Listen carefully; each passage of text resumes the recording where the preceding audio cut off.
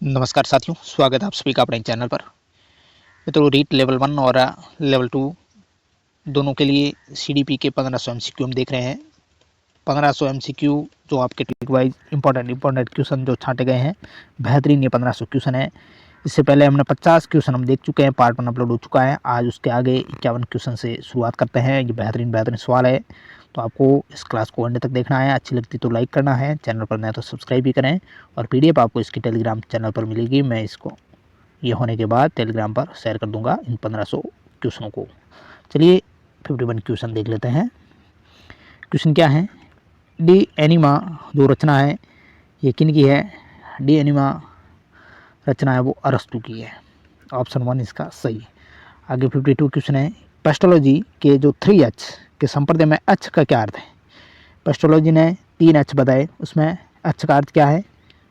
तो ये सभी H के अर्थ है, यानी 3H में हेड, हार्ट, हैंड, सिर, दिल और हाथ। ये पेस्टोलॉजी का 3H का सिद्धांत है।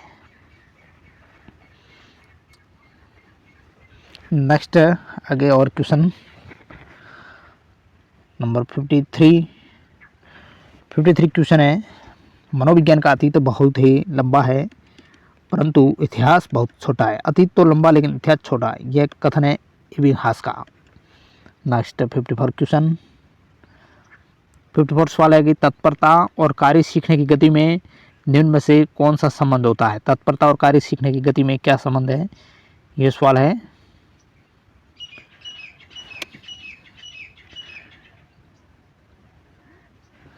तत्परता और कार्य करने में संबंध है। कार्य सीखने की गति तत्परता के समानुपाती होती है, यानी कार्य जो सीखने की गति है वो तत्परता के समानुपाती होगी। अगला क्वेश्चन है।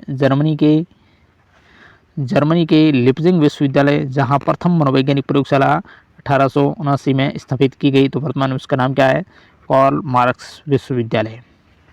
जर्मनी के लिप्जिंग जो विश्वविद्यालय है, प्रथम मनोवैज्ञानिक प्रयोगशाला की स्थापना विलियम वुंट द्वारा 1879 में की गई, तो उसका वर्तमान नाम है कार्ल मार्क्स विश्वविद्यालय। नेक्स्ट क्वेश्चन है। आत्मनिरीक्षण विधि द्वारा किन की क्रियाओं का अध्ययन किया जाता है? जो आत्मनिरीक्षण विधि है उसमें सोम की क्रियाओं का अध्ययन होता है। नेक्स्ट सवाल है। प्रश्नोत्तर विधि का जनक किसे माना जाता है? सुकरात को। सुकरात है वो प्रश्नोत्तर विधि के जनक है। बाल केंद्रित शिक्षा किसकी देन है? यह शिक्षा मनोविज्ञान की देन है, बाल केंद्रित शिक्षा। Next question 59। शिक्षा मनुष्य की अंतर्निहित क्षमता का परिपूर्णता से विकास करती है, यह कथन है स्वामी विवेकानंद जी का। थॉर्नडाइक ने शिक्षा मनोविज्ञान का कैसा रूप प्रदान किया? निश्चित और स्पष्ट रूप प्रदान किया थॉर्नडाइक ने। 61 क्वेश्चन है। 20वीं शताब्दी में मनोविज्ञान को माना जाने लगा व्यवहार का विज्ञान, और वर्तमान में भी यही चल रहा है। आगे 62 क्वेश्चन है। विकास का अर्थ क्या है? विकास का अर्थ है अभिप्रेरणा और अनुभव के फलस्वरूप होने वाले परिवर्तनों की उत्तरोत्तर श्रृंखला। आगे 63 क्वेश्चन।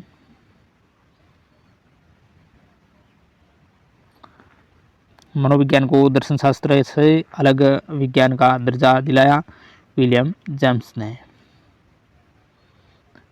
निम्न में से कौन सा वृद्धि और विकास के सिद्धांतों से संबंधित नहीं है? यानी वृद्धि और विकास का सिद्धांत नहीं है, वर्गीकरण का सिद्धांत नहीं है, निरंतरता, समन्वय और व्यक्तिगतता का सिद्धांत है, लेकिन वर्गीकरण का सिद्धांत है वो नहीं है।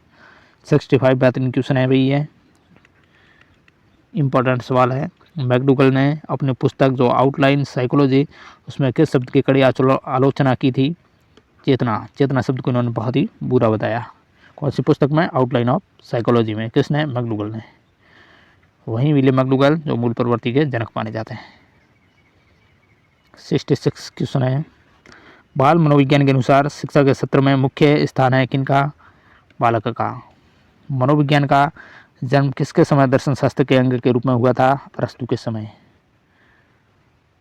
एक बच्चे की वृद्धि और विकास के अध्ययन की सर्वाधिक अच्छी विधि कौन सी है? विकासी विधि सर्वाधिक अच्छी विधि मानी जाती है बच्चे की वृद्धि और विकास के अध्ययन की।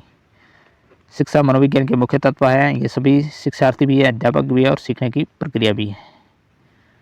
17वां क्वेश्चन है, वैकल्पिक विभिन्नता के मिलन के संबंध में एक अध्यापक की भूमिका होनी चाहिए। किस प्रकार की? व्यक्ति के दृष्टिकोण, अभिरुचि और योग्यता को जानने का प्रयास और व्यक्ति आधारित पाठ्यक्रमों को उनकी आवश्यकता के अनुसार जानने की कोशिश। तो 1 और 2 दोनों प्रकार अध्यापक की भूमिका होनी चाहिए। 71 क्वेश्चन है, सर्वप्रथम मनोविज्ञान को किस विषय के अध्ययनकर्ता के रूप में स्वीकार किया गया था? सर्वप्रथम मनोविज्ञान को किस विषय के अध्ययनकर्ता के रूप में स्वीकार किया गया? ये सवाल है आत्मा का। सर्वप्रथम मनोविज्ञान को क्या कहा जाता था? सर्वप्रथम मनोविज्ञान को आत्मा का विज्ञान कहा जाता था। ऑप्शन 2। निम्न में से कौन सा मूल्यांकन के त्रिकोण का भाग नहीं है? शिक्षण अनुभव है वो मूल्यांकन का त्रिकोण नहीं है। इसमें शैक्षिक उद्देश्य आता है, मूल्यांकन, अधिगम अनुभव। PS ब्लूम का द्वारा यह वर्गीकरण किया गया था। 73 क्वेश्चन है, निम्न में से कौन सी समस्या शिक्षा मनोविज्ञान के क्षेत्र में आती है? शैक्षणिक पिछड़ापन। थॉर्नडाइक के व्यक्तित्व के वर्गीकरण का आधार क्या है? थॉर्नडाइक ने चिंतन और कल्पना के आधार पर व्यक्तित्व का वर्गीकरण किया था। शिक्षा के प्रति मनोविज्ञान का सबसे महत्वपूर्ण योगदान निम्न में से कौन सा है? इनमें से अध्यापक द्वारा उचित शिक्षण विधि को अपनाने में सहायक होना सबसे महत्वपूर्ण है शिक्षा के प्रति मनोविज्ञान का योगदान। नेक्स्ट क्वेश्चन है, निम्न में से कौन अधिगमकर्ता को अधिक स्वतंत्रता देता है? सृजनशीलतावाद। इससे बालक सक्रिय रहता है और स्वतंत्र भी रहता है। निम्न में से कौन से विचारक के अनुसार शिक्षा व्यक्ति की भीतरी शक्तियों को उभारने की प्रक्रिया है? पेस्टोलॉजी के अनुसार। टॉपिक वाइज हम 1500 MCQ देख रहे हैं मित्रों।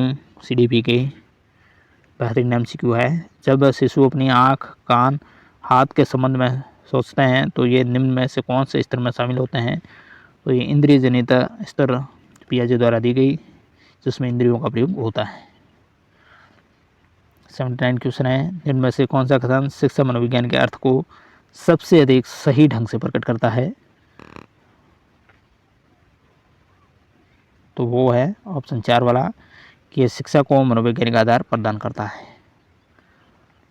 शिक्षा मनोविज्ञान के बारे में सबसे उपयुक्त ढंग से व्याख्या करने वाला वो कथन था। 80वां सवाल है, निम्न सिद्धांतकारों में से किसका मत है कि बच्चे अपनी वृद्धि और विकास हेतु कठोर अध्ययन करते हैं? तो ये मैस्लो ने कहा था।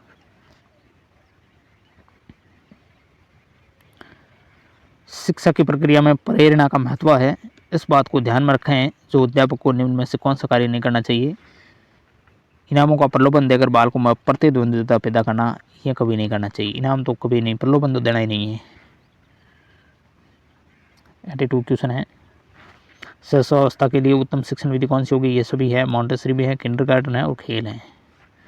तो मुझे कोई बालक दे दो और मैं उसे कुछ भी बना सकता हूँ, ये दावा वाटसन ने किया था, जो व्यवहारवाद के जनक है। व्यवहारवाद के जनक माने जाते हैं वाटसन। नेक्स्ट क्वेश्चन है 84, प्रगतिशील परिवारों में बच्चों में अपेक्षाकृत कौन सा प्रेरक अधिक प्रबल होता है? उपलब्धि। ये सवाल आ चुका है। 85 क्वेश्चन है, निम्न में से कौन सा क्षेत्र मनोविज्ञान के अंतर्गत नहीं आता है?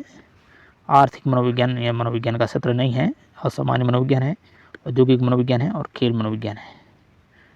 बाल विकास में गर्भावस्था से किशोरावस्था तक का अध्ययन होता है। गर्भावस्था से किशोरावस्था बाल विकास में इसका अध्ययन होगा।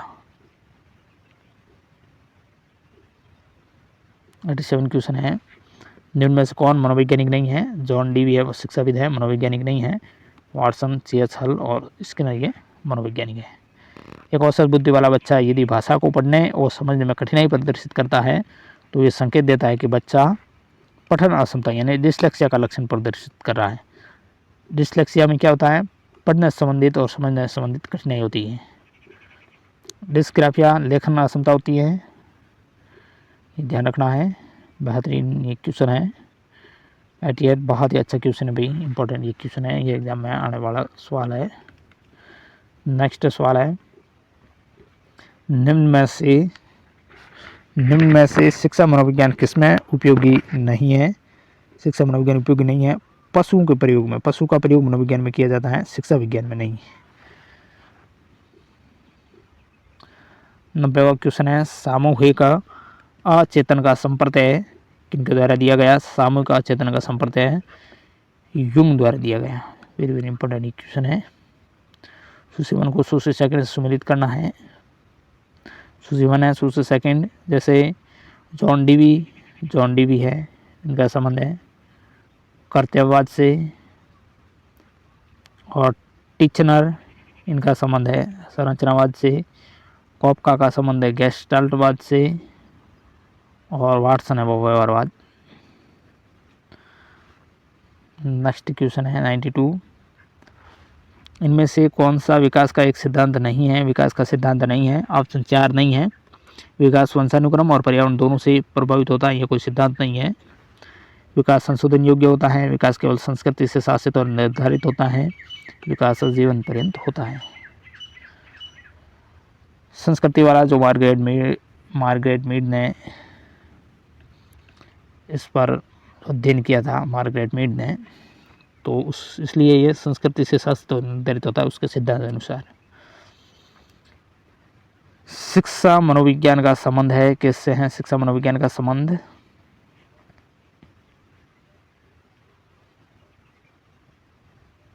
इन सभी से होगा, यानी कक्षा वातावरण से भी है, विद्यार्थी से भी है, इसके अलावा शिक्षक से है और शिक्षण से भी है। नेक्स्ट 94 क्वेश्चन है, एक प्रभावशाली अध्यापिका होने के लिए, प्रभावशाली अध्यापिका होना है तो उसके लिए ये महत्वपूर्ण है। क्या महत्वपूर्ण है? प्रत्येक बच्चे के आपको संपर्क में रहना होगा। शिक्षा के क्षेत्र में व्यवहारवादियों का सबसे बड़ा योगदान क्या है? वस्तुनिष्ठता। अधिगम में थॉर्नडाइक ने प्रभाव का नियम दिया था। यानी थॉर्नडाइक के 3 मुख्य नियम हैं और 5 गौण नियम हैं, यानी कुल मिला के 8 इन्होंने नियम दिए थे सीखने के, अधिगम के, आप पढ़ चुके होंगे। नेक्स्ट 97 क्वेश्चन है, कौन सा युग्म सीखने में पुनर्बलन को महत्वपूर्ण नहीं मानता? यानी पुनर्बलन की कोई जरूरत नहीं है, टॉलमैन व गुथरी नहीं मानते हैं। प्रासंगिक अंतर्बोध परीक्षण यानी TAT का विकास मॉर्गन और मुर्रे द्वारा किया गया था, इसमें मॉर्गन भी शामिल है। बेहतरीन क्वेश्चन है। नेक्स्ट क्वेश्चन है, BF स्किनर के अनुसार बच्चों में भाषा विकास परिणाम होता है किसका? अनुकरण और पुनर्बलन का। 100वां क्वेश्चन है, शब्द समान तत्व निम्न में से गहन संबंध रखता है? समूह निर्देशन से। शिक्षण अधिगम की सूचना प्रक्रिया यानी इंफॉर्मेशन प्रोसेस जिस अधिगम सिद्धांत से संबंधित है वह है संज्ञानात्मक सिद्धांत से संबंधित है। सीखने की प्रक्रिया में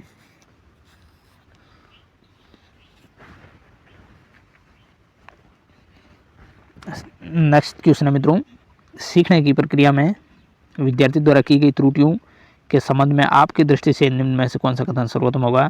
त्रुटियां अधिगम प्रक्रिया का एक भाग है। प्रयास और त्रुटि किस नियम पर आधारित है? प्रयास और त्रुटि बहु अनुक्रिया के नियम पर आधारित है। शिक्षा मनोविज्ञान के संदर्भ में सर्वाधिक उपयुक्त कथन कौन सा है? शिक्षा मनोविज्ञान की शिक्षा के क्षेत्र में एक शाखा मानी जाती है। अ, ब और स 3 शिक्षार्थी अंग्रेजी पढ़ते हैं। कौन? अ, ब, स, जिनके अलग अलग लक्ष्य हैं। अ विषय रोचक है और भावी जीवन में काम आएगा। ब है वो कक्षा में पहला स्थान प्राप्त करना है। और स परीक्षा उत्तीर्ण होने वाले ग्रेड प्राप्त हो जाए। निष्पादन उपेक्षा और निपुणता का सही क्रम बताना है। देखिए ये 3 शिक्षार्थी में इन्होंने क्या कहा है? पहला है कि विषय रोचक है और भावी जीवन में काम आएगा, इसलिए वो निष्पादन का कार्य कर रहा है। और ब है वो कक्षा में पहला स्थान प्राप्त करना है, उनका ये टारगेट है। और फिर स है कि परीक्षा उत्तीर्ण होने वाले ग्रेड प्राप्त हो जाए। तो इनमें से निष्पादन उपेक्षा और निपुणता का सही क्रम बताना है। सबसे पहले ब है वो निष्पादन कर रहा है, यानी उपलब्धि चाहता है, कक्षा में पहला स्थान प्राप्त करना। और जो स है कि परीक्षा उत्तीर्ण होने वाले ग्रेड प्राप्त हो जाए, तो वो निष्पादन की उपेक्षा कर रहा है। और जो अ है यानी विषय रोचक है और भावी जीवन में काम आएगा, इसलिए पढ़ाई कर रहा है, तो वह निपुणता का कार्य कर रहा है। तो ऑप्शन 4 इसका करेक्ट है, ये क्रम है सही। 106वां क्वेश्चन है, बाल केंद्रित शिक्षा के लिए किस मनोवैज्ञानिक ने शिक्षा शास्त्रियों का ध्यान केंद्रित किया था? रूसो ने। अंतर्दृष्टि अधिगम है वो किसका परिणाम है? अंतर्दृष्टि अधिगम समग्र आकृति प्रत्यक्षीकरण का परिणाम है। शारीरिक परिवर्तन के लिए जिन शब्दों का प्रयोग किया गया है वो है अभिवृद्धि। ये मित्रों बेहतरीन क्वेश्चन है, एग्जाम में आने लायक क्वेश्चन है। संपूर्ण सीडीपी का आपके रिवीजन भी हो रहा है और इनमें से सवाल भी आपको एग्जाम में देखने को जरूर मिलेंगे। जो 30 सवाल आते हैं सीडीपी के, इनमें से आपको काफ़ी कुछ सवाल देखने को मिल जाएंगे। 109वां क्वेश्चन है, क्रिया प्रसूत मुख्य बल देता है किस पर? पुनर्बलन पर। जो भी अभी स्किनर ने सिद्धांत दिया था, पुनर्बलन पर बल देता है। नेक्स्ट क्वेश्चन 110, समावेशी शिक्षा के संदर्भ में भाषा शिक्षण के लिए अनिवार्य है विभिन्न प्रकार की गतिविधियों का उपयोग। क्रिया प्रसूत अनुकूलन में पुनर्बलन निर्भर करता है अनुक्रिया की प्रकृति पर। विभिन्नता का नियम देने वाले हैं डार्विन। धीमी गति से सीखने वाले बालकों के लिए अधिक उपयोगी सिद्धांत है थॉर्नडाइक के सिद्धांत। थॉर्नडाइक का सिद्धांत प्रयास और त्रुटि का सिद्धांत है, वो काम आएगा।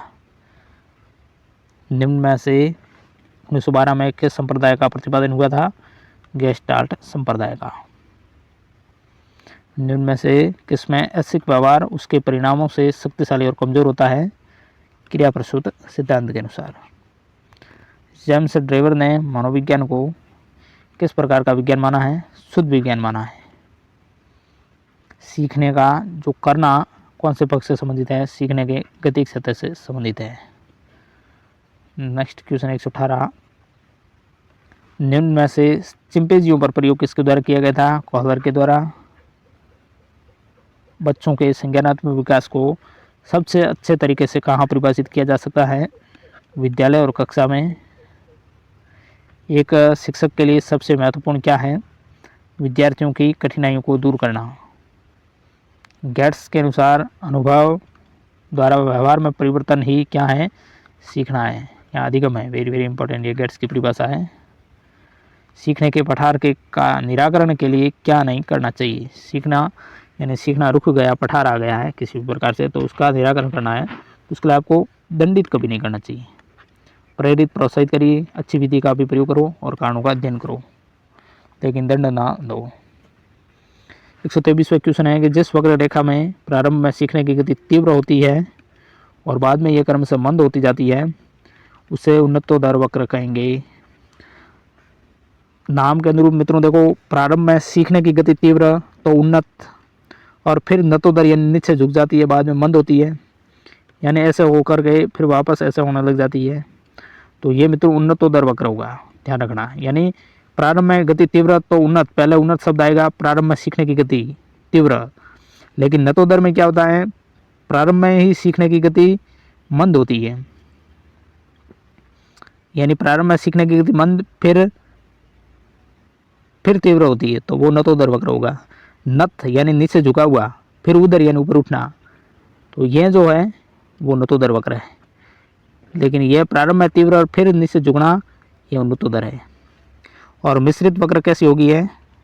कभी ऊंची कभी नीची, कभी ऊंची कभी नीची, वो है मिश्रित वक्र रेखा। तो ये मित्रों आपको समझना अच्छे तरीके से। नाम के अनुरूप नहीं है, इसमें थोड़ा उल्टा है, ध्यान रखना। सीखने की गति पहले तीव्र तो उन्नत, फिर बाद में गिरना तो उन्नत हो जाती है। ऊपर उठी हुई फिर नीचे गिरी हुई वो उन्नतोदर वक्र है, और नीचे से ऊपर उठी हुई वो उन्नतोदर वक्र होगा। चित्र देखकर भी आपको ये सवाल पूछ सकते हैं, बेहतरीन क्वेश्चन था। अगला सवाल है, अनुबंधन की प्रक्रिया में प्रथम सोपान निम्न में से कौन सा होगा? अनुबंधन की प्रक्रिया में प्रथम सोपान उत्तेजना होनी जरूरी है। निम्न में से कौन सी दशा ध्यान को आकर्षित करने की आंतरिक दशा नहीं है? उद्दीपन की स्थिति आंतरिक दशा नहीं होगी। नेक्स्ट क्वेश्चन है, समय की उत्पत्ति कहाँ से होती है? मूल प्रवृत्तियों से, ऑप्शन 2। बेहतरीन ये क्वेश्चन है मित्रों, 126वां सवाल। नेक्स्ट 127वां क्वेश्चन, अभिप्रेरणा के लिए अक्सर शब्द का भी प्रयोग किया जाता है। अभिप्रेरणा को आवश्यकता भी कहा जाता है। बच्चों में स्वयंगात्मक समायोजन प्रभावी होता है, व्यक्तित्व निर्माण में भी, कक्षा शिक्षण में, और अनुशासन में, तो ये सभी आएगा। अधिगम के प्रक्रम में अभिप्रेरणा का मतलब क्या है? नए सीखने वालों में अधिगम के लिए रुचि का सृजन करना। एक छात्र के अधिगम पर उसकी आर्थिक स्थिति का किस प्रकार प्रभाव पड़ता है? तो किसी भी प्रकार का प्रभाव नहीं पड़ता है।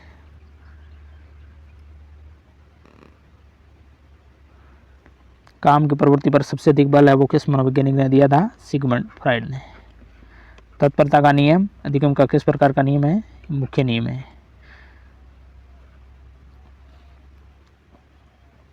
तत्परता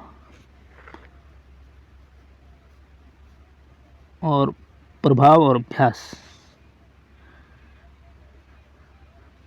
यह मुख्य नियम है। थॉर्नडाइक के अधिगम नियम में सर्वाधिक प्रधानता किसको है? अभ्यास को। अभ्यास का सिद्धांत सर्वाधिक महत्व रखता है। नेक्स्ट क्वेश्चन, अधिगम को ठोस सिद्धांत किस मनोवैज्ञानिक द्वारा दिया गया? अधिगम का ठोस सिद्धांत प्रयास और त्रुटि का सिद्धांत भी कहते हैं, ठोस सिद्धांत भी कहा जाता है थॉर्नडाइक के नियम को।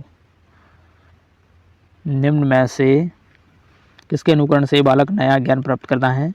इन सभी से शिक्षकों का अनुकरण, माता पिता का और दोस्तों का। अस्पष्टता के नियम में विचार होते हैं स्पष्ट। सन 1879 में विलियम वुंट ने किस विधि को व्यवहारिक प्रयोग के रूप में आरंभ किया था? प्रयोगात्मक विधि को, प्रयोगशाला स्थापित करके जर्मनी के लिप्जिंग शहर में। नेक्स्ट क्वेश्चन है, अनुभव और प्रशिक्षण द्वारा व्यवहार में परिवर्तन लाना क्या कहलाता है? अधिगम कहलाता है। निम्न में से आदत होती है पूर्व अनुभवों की पुनरावृत्ति होती है। ज्ञानात्मक अधिगम, गामक अधिगम, संवेदनात्मक अधिगम, ये क्या है? ये अधिगम के प्रकार हैं। बेप स्किनर का जो टेंट ऑफ ऑन किसका आकलन करता है? व्यक्तित्व का। प्रसिद्ध मनोवैज्ञानिक N.A. क्राउडर किस प्रकार के अनुदेशन के जनक थे? शाखात्मक अभिकर्मित अनुदेशन के जनक थे N.A. क्राउडर। साइमन बिनेट के अनुसार बुद्धि क्या है? पहचानने और सुनने की शक्ति है।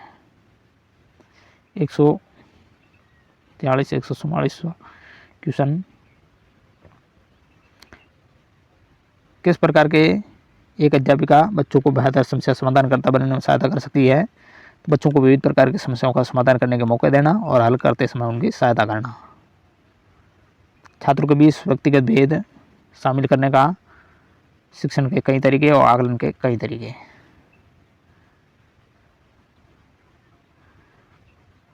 रिक्त स्थान है व्यक्तित्व के विकास में महत्वपूर्ण भूमिका निभाता कौन?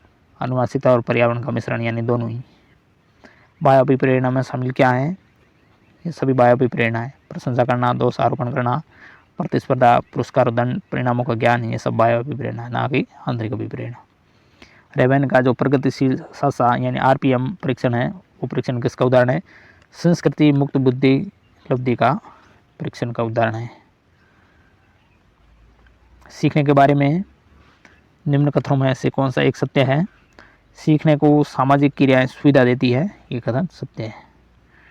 150वां क्वेश्चन है, निम्न में से कौन सी एक महत्वपूर्ण गतिविधि बच्चों को सीखने के लिए सक्षम बनाती है? तो वह संवाद है, बच्चों को सीखने के लिए सक्षम बनाती है। नेक्स्ट क्वेश्चन है, स्किनर के अनुसार भाषा की अवाप्ति होती है किस प्रकार? क्लासिकी अनुबंधन द्वारा। सूची 1 को सूची 2 से मिलान करना, व्यक्तिगत अंतराल और उचित लोग। 3-1-4-2। यानी कि आत्मीय सत्र है, आत्मीय सत्र में मित्र आएंगे, माता पिता, बच्चे, पति पत्नी। व्यक्तिगत सत्र में फिर घनिष्ठ मित्र आएंगे, और सामाजिक सत्र में फिर अभिनेता, पूर्ण अपरिचित, महत्वपूर्ण सरकारी पदाधिकारी आएंगे, और जन सत्र में सहकर्मी, सामाजिक समूह, मित्र आदि आएंगे। मतलब ये व्यक्तिगत अंतराल है, उनके व्यक्ति के जो पूर्ण जीवन में किस प्रकार उनको सहायता मिलती है, जो आत्मीय रूप से, यानी आत्मा को ज़्यादा प्रभावित करने वाले आत्मीय सत्र में आएंगे माता पिता, बच्चे, पति पत्नी के। फिर व्यक्तिगत सत्र में घनिष्ठ मित्र होते हैं, और फिर सामाजिक क्षेत्र में अभिनेता भी आते हैं, पूर्ण अपरिचित लोग आते हैं, महत्वपूर्ण सरकारी पदाधिकारी, ये सामाजिक क्षेत्र उनका जहाँ वो वर्क करते हैं, कार्य करते हैं। और फिर जन क्षेत्र में सहकर्मी, सामाजिक समूहन, ये सारे आएंगे, मित्र वगैरह। सॉरी मैंने उल्टा बता दिया थोड़ा, 3 1 4 2 होगा, 3 1 4 2, इसमें 3, इसमें 1, इसमें 4, इसमें 2। आत्मीय क्षेत्र में आएंगे माता पिता बच्चे पति पत्नी, राइट है। व्यक्तिगत क्षेत्र में घनिष्ठ मित्र आएंगे, सामाजिक क्षेत्र में मित्र सहकर्मी आएंगे, सामाजिक समूह मित्र वगैरह आएंगे, और जन क्षेत्र में फिर आ जाते हैं अभिनेता, पूर्ण अपरिचित लोग, महत्वपूर्ण सरकारी पदाधिकारी वगैरह, वो जन क्षेत्र में आएंगे। नेक्स्ट क्वेश्चन है, ये वो पारिस्थितिकी परक वो सिद्धांत था, ब्रूफ ऐसा कुछ नाम है, मैं भूल गया, ब्रूफ बेनेरक ऐसा कुछ नाम, बड़ा सा नाम है, पारिस्थितिकी परक सिद्धांत है, उनसे जुड़े हुए ये क्वेश्चन है। मैं नाम भूल रहा हूँ मित्र, जरूर मित्रों आप कमेंट करें। पारिस्थितिकी परक सिद्धांत है वो किनका है? पारिस्थितिकी परक सिद्धांत देने वाले कौन है, उनसे संबंधित ये क्वेश्चन है। 5 अवस्थाएं उन्होंने बताई थी, उनका नाम आपको जरूर बताना है। मैं भूल रहा हूँ नाम, आप जरूर बताइएगा। मेरे अचेतन मन यहाँ कार्य कर रहा है, भूला हुआ नाम याद नहीं आ रहा है कुछ। ब्रूफ ब्रेन बैनर ऐसा कुछ नाम है, ब्रूफ ब्रेन बैनर ऐसा कुछ नाम है, आप जरूर कमेंट करें वो क्या नाम है। नेक्स्ट क्वेश्चन है 153 क्वेश्चन है, माता पिता से वंशजों में स्थानांतरित होने वाले लक्षणों को क्या कहा जाता है? आनुवंशिकता कहेंगे उनको। नेक्स्ट क्वेश्चन है, बालक का स्वास्थ्य शारीरिक विकास उसके सही विकास के लिए एक महत्वपूर्ण शर्त है। बालक का स्वास्थ्य शारीरिक विकास उसके सही विकास के लिए एक महत्वपूर्ण शर्त है, ये कथन है सत्य है, क्योंकि शारीरिक विकास है वो दूसरे क्षेत्र के विकासों से भी संबंध रखता है, यानी सभी जो विकास के क्षेत्र हैं वो अंतर संबंध रखते हैं। नेक्स्ट क्वेश्चन, निम्न में से कौन सा अवलोकन गार्डनर की बहुबुद्धि के सिद्धांत का समर्थन करता है? मस्तिष्क के एक भाग में हुई क्षति केवल एक योग्यता को प्रभावित करती है, न कि संपूर्ण मस्तिष्क को। नेक्स्ट क्वेश्चन है, मोहित को बच्चों को पढ़ाना पसंद है, इसलिए वह बीएड की प्रवेश परीक्षा के लिए खूब परिश्रम तैयारी कर रहा है, तो वह आंतरिक रूप से भी प्रेरित है, यानी इंटरेस्ट है इसलिए वो बीएड कर रहा है। अधिगम सिद्धांत के संदर्भ में इसके फोल्डिंग संकेत करता है किसका? ये इसके फोल्डिंग भी वेरी वेरी इंपॉर्टेंट है, आपको ध्यान रखना है। वयस्कों द्वारा अधिगम अस्थायी सहायता प्रदान करना, वो है इसके फोल्डिंग। मूल्यांकन का मुख्य उद्देश्य होना चाहिए अधिगम की कमियों का पता लगाना और उन्हें दूर करना। सतत और व्यापक मूल्यांकन है, उनके लिए सबसे उपयुक्त तार्किक आधार क्या है? अधिगम के एक से अधिक पहलुओं का आकलन करना, यानी व्यापक है। एक अच्छा अध्यापक विद्यार्थियों के मध्य बढ़ावा देता है सहयोग की भावना को। आधुनिक शिक्षण अधिगम प्रक्रिया में शिक्षक की भूमिका क्या है? सीखने हेतु एक अच्छे शोधकर्ता की। एक शिक्षिका अपनी कक्षा को प्रतिभाशाली बच्चों की योग्यताओं की उपलब्धि चाहती है, अपने उद्देश्य की प्राप्ति के लिए उसे निम्न में से क्या नहीं करना चाहिए? विशेष ध्यान के लिए उन्हें समकक्षों से अलग कभी नहीं करना चाहिए। मानव व्यक्ति परिणाम है किसका? आनुवंशिकता और वातावरण की अंत्यक्रिया का। नेक्स्ट सवाल है,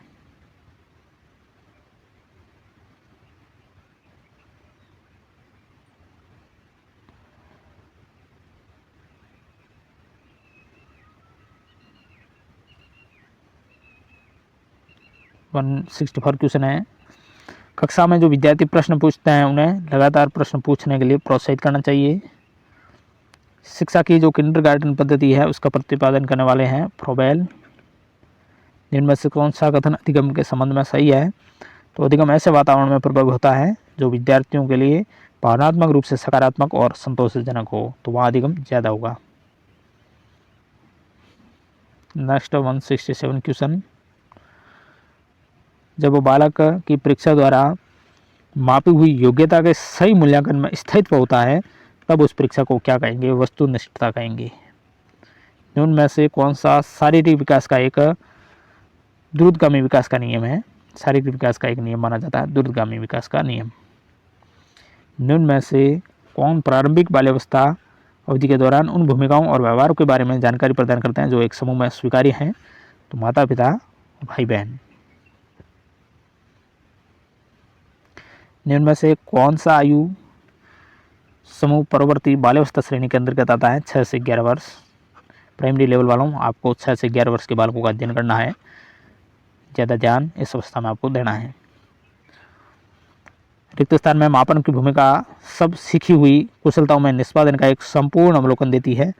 तो वो है योगात्मक मूल्यांकन। ये वेरी वेरी इंपॉर्टेंट है। एक बालक का बौद्धिक विकास अनुकूलन और समझौता से संबंधित माना जाता है। अपनी कक्षा के एक विद्यार्थी की प्रवृत्ति को यदि शिक्षक बदलना चाहता है तो उसे क्या करना होगा? उसके समूह के सभी सदस्यों की प्रवृत्ति बदलनी होगी। भाटिया बैटरी का प्रयोग निम्न में से किसके परीक्षण हेतु किया जाता है? बुद्धि का। भाटिया बैटरी बुद्धि से संबंधित है। वेरी इंपॉर्टेंट ये क्वेश्चन है। बुद्धिलब्धि के संबंध में क्या सत्य है? कालानुक्रमिक आयु से व्युत्क्रमी संबंधित होती है। बुद्धि का जो तरल मौजक मॉडल है वो देने वाले कौन है? R B Cattell. संबंध प्रतिक्रिया सिद्धांत में पावलोव ने प्रयोग किस पर किया था? कुत्ते पर। ग्रेड अंकों से कैसे अलग है? यह प्रश्न निम्न में से किस प्रकार के प्रश्नों से संबंध रखता है? तो विश्लेषणात्मक क्वेश्चन है। मानवीय विकास में आनुवांशिकता और परिवेश की भूमिका के संदर्भ में निम्न में से कौन सा कथन समुचित है? विकास के विभिन्न क्षेत्रों में आनुवांशिकता और परिवेश का सापेक्षिक प्रभाव है वो परिवर्तनशील रहता है। निम्न में से कौन सा प्रतिभाशाली छात्र के लिए उचित प्रेरित कार्य है? तो उनकी शक्तियों को सही दिशा देने और उसे व्यस्त रखने के लिए अपने साथी छात्रों को पढ़ाने के लिए कहना। Next 181 question. विकास की प्रक्रिया के 4 बुनियादी तत्वों की पहचान किनके द्वारा की गई? जीन पियाजे द्वारा। उत्तेजक अनुकूलन सिद्धांत का संबंध किस मनोवैज्ञानिक से है? थॉर्नडाइक से। पुनरावृत्ति के सिद्धांत किस प्रसिद्ध मनोवैज्ञानिक से संबंधित है? स्टैनले हॉल से।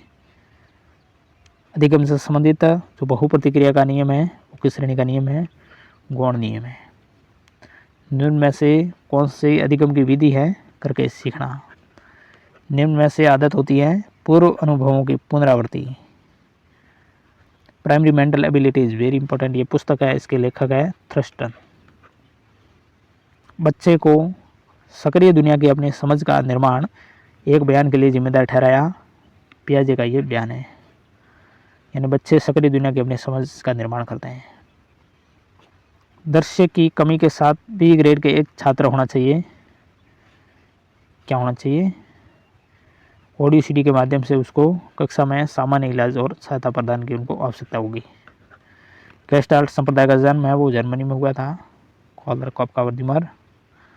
समग्रवाद में मुख्य रूप से ध्यान दिया जाता है पूर्ण सेंस की ओर। ये वेरी इंपॉर्टेंट सिद्धांत है, आपको ध्यान रखना। समग्रवाद का अर्थ भी पूर्णाकार होता है, तो पूर्ण से फिर अंश की ओर इसमें ध्यान दिया जाता है। सबसे पहले पूर्ण देखा जाता है। कौन सा संप्रदाय मनोविज्ञान को चेतना का विज्ञान मानता है? संरचनावाद। निम्न में से जे.बी. वाटसन ने मनोविज्ञान के किस संप्रदाय को मन रहित मनोविज्ञान की संज्ञा दी है? व्यवहारवाद को। स्थानीय इतिहास के लिए सबसे अधिक उपयोगी शिक्षण विधि है वो है क्षत्रिय भ्रमण विधि। सामाजिक अध्ययन का सबसे अधिक महत्व किसमें होता है? सामाजिक मूल्यों के विकास में है। प्रजातांत्रिक मूल्यों और सिद्धांतों का अनुसरण कौन सी विधि करती है? वाद विवाद विधि। सामाजिक अध्ययन पढ़ाने की प्राथमिक कक्षाओं में सर्वाधिक उपयुक्त विधि होगी कहानी विधि। छात्रों का उनके आधार पर विभिन्न समूह वर्गीकरण की प्रवृत्ति उनसे आत्मसम्मान को, उनके शैक्षणिक प्रदर्शन को क्या करते हैं? ये सवाल थोड़ा कटा हुआ सा है, वो घटाता और प्रभावित नहीं करता है। ये सवाल कटा हुआ है। क्या सवाल है? छात्रों का उनके